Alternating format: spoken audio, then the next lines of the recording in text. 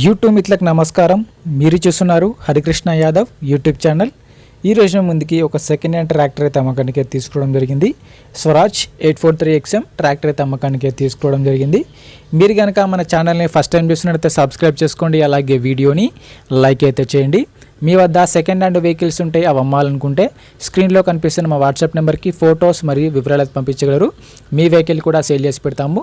మీ బండిని అమ్మాలనుకుంటే మాత్రమే స్క్రీన్లో కనిపిస్తున్న నెంబర్కి అయితే ఫొటోస్ మరియు వివరాలు వాట్సాప్లో పంపించండి, కాల్స్ మాత్రం చేయవద్దు.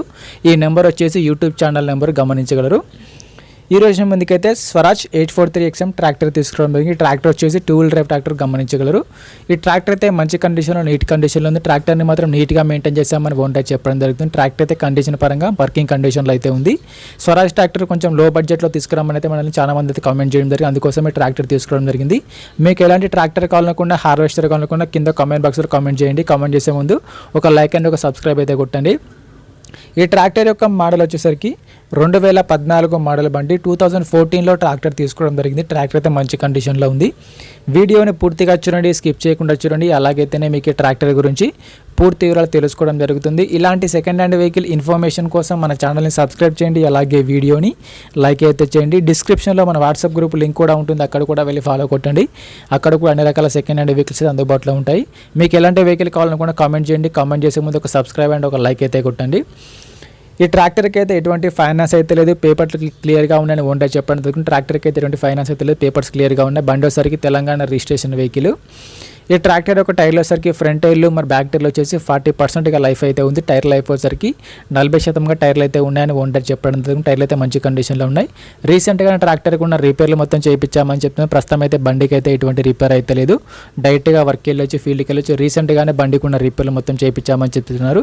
రీసెంట్గానే ఆయిల్ చేంజ్ కూడా చేయించారు. ట్రాక్టర్ వచ్చేసరికి ఎక్కువ యూస్ కూడా చేయలేదు. ఓన్లీ వారి సొంత పనులకు, సొంత పొలం వల్ల మాత్రమే ఈ ట్రాక్టర్ని వాడుకున్నామని ఓనర్ చెప్పడం జరుగుతుంది. ట్రాక్టర్కి అయితే ఎటువంటి డ్యామేజ్ అయితే మంచి నీట్ కండిషన్లో ఉంది. ఒక చిన్న సన్నకారు రైతుకి అయితే ఇలాంటి ట్రాక్టర్ చాలా బాగా ఉపయోగపడుతుంది. ఈ ట్రాక్టర్ ఉన్న లొకేషన్ సరికి తెలంగాణలోని నల్గొండ జిల్లాలో బండి అయితే అమ్మకానికి ఉంది. తెలంగాణలోని నల్గొండ డిస్టిక్లో ఈ బండి అయితే అమ్మకానికి అయితే ఉంది. ఈ ట్రాక్టర్ యొక్క ఓనర్ నెంబర్ వచ్చేసి టైటిల్లో డిస్క్రిప్షన్లో ఉంటుంది. బండి ఓనర్ నెంబర్ టైటిల్లో డిస్క్రిప్షన్లో ఉంటుంది, గమనించగలరు. ఈ ట్రాక్టర్కి ఓనర్ చెప్తున్న రేట్ వచ్చేసరికి 1,85,000 మాత్రమే చెప్తున్నారు. 2014 మోడల్ స్వరాజ్ 843XM 1,85,000 చెప్తున్నారు. ఈ రేట్ కూడా ఫిక్స్ ఏం కాదు. బండి ఉన్న లొకేషన్కి వెళ్ళి బండి కండిషన్ చూసి, పేపర్లు చూసి చెక్ చేసుకొని మాట్లాడుకుంటే కొంచెం తగ్గించే అవకాశం కూడా ఉంటుంది. ఈ రేట్ కూడా ఫిక్స్ ఏం కాదు.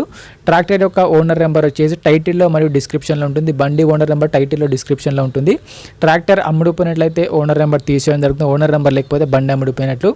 టైంపాస్ కాల్స్ మాత్రం చేయవద్దు. మీకు ఇంట్రెస్ట్ ఉండి ట్రాక్టర్ తీసుకోవాలనుకుంటేనే ఓనర్కి కాల్ చేసి మాట్లాడండి. టైంపాస్ కాల్స్ మాత్రం చేయవద్దు.